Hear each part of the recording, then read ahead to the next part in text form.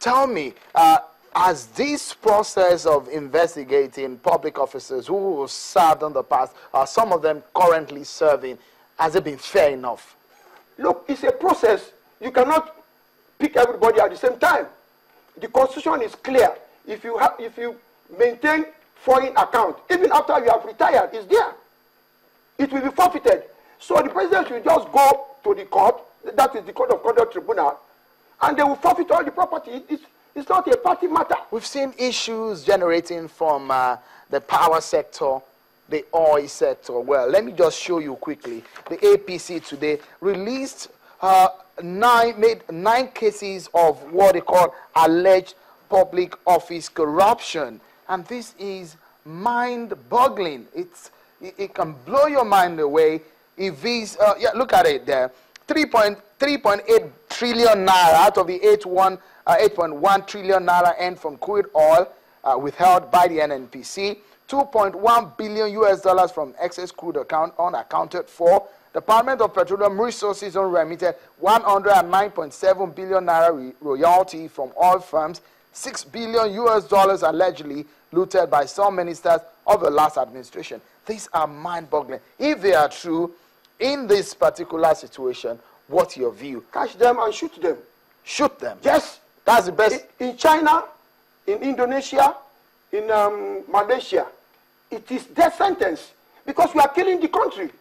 You think that is a solution to killing corruption? Of course. You think that we need to fix a constitution first? Look, because that's not what the constitution actually provides. The constitution, that is what I'm saying. This constitution, in one breath, if you have external, account, is there. The second stage is that if you steal money in whatever form, it must be strict liability. The constitution says you are presumed innocent until you are proved guilty. That doesn't have anything to do with constitution. It is, with corruption. It is strict liability. If you say this is your income in this year, this is what you have, and you cannot explain the source of that extra, it is conviction. All right. Tell me, what is done around the world. Your solution does not apply in Nigeria's constitution, or is not contained in Nigeria's constitution. We must change. So you are suggesting strict capital liability. Punishment. Strict liability. Yes, it can be in stages. Strict liability. Everywhere in the world, if you're an American, you fill a form every year. You specify your source of income. Anyone you forget to include is forfeited. But the corruption in those countries that you're mentioning, it's limited. Then you have to evolve a way of curbing it. You don't just allow it to overwhelm you. Then if every Nigerian fill a form every year, you specify your source of income. And it is recorded. If you have anything in excess, you go to jail. It is strict liability. It is not going to court to prove evidence of corruption. You have 200 cars in your compound, and the money you have earned in a year, it's X amount. That cannot buy those cars. You go to jail. All right. That is how to fight corruption. It is not to prove by evidence. Are you of the opinion that most top members of past President Jonathan's cabinet should be probed or investigated? It is not a probe thing. Give me a form. Declare your assets.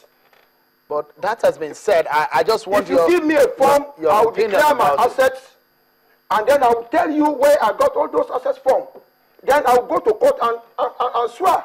Because once I make a mistake, I go to jail. What the APC is saying here is indicting they did not put local government funds. Let them put it there. All governors steal government funds heavily. That is why if you go to any local government today, there are crises. And between now and 2020, if nothing is done, nobody will be able to live in this country. You have instances of corruption in the state and the local government that you want to give Nigerians and people who are watching. Go and see this year, this month alone, 9 billion naira has been allocated to each local government in Lagos State. My local government is 400 million naira. You could do local government. It will never get there. How do you mean it will never get there? You go there and ask them. It will never get there. It's a problem. It's a national problem. How do we solve it? Look, the way they solve it everywhere in the world. All right. Look, you have to have national ID card for everybody. 1. 2. Every year, you have to change the law and make it strict liability, living above your means. You know, when I was in the Senate and we have to pass the ICPC Act at EFCC, we went to China, we went to Malaysia, we went to Indonesia, we went to India. All these things are strict liability there. You cannot, it is not that you go to court. All right, great. Let me okay. Go to jail. Just for a moment, let me go to Honorable Wesley Dawusa. You've heard the views of Senator Ogunlewe, and he's very passionate about what he's talking about. You are of the same, you have served in the National Assembly just as he has done too. Are you of the opinion that there should be capital punishment for corrupt public officers?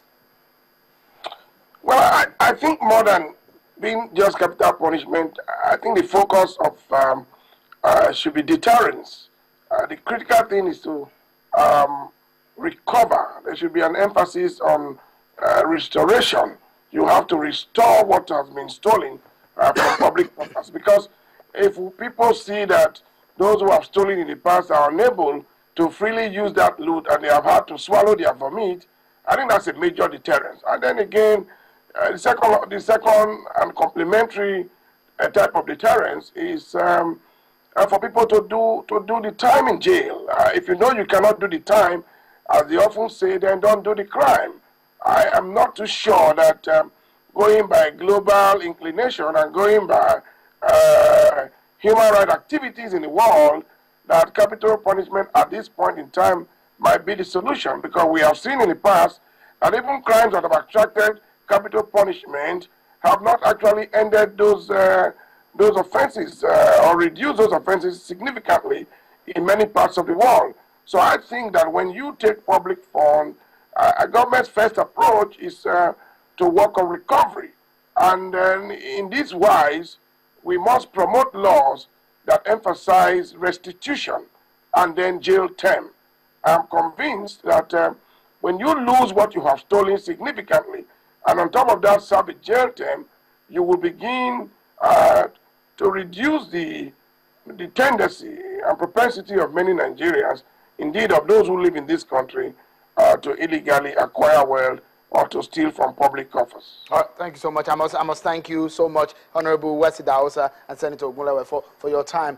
Those were very great thoughts that you have shared. Many thanks for coming. It's my pleasure. I would have loved to shake you, but then the distance there, Honorable Wesley Dawusa. But we'll take a short break, and when we return, we seek some other perspectives on this issue and perhaps get some legal insight on the matter. Join us again.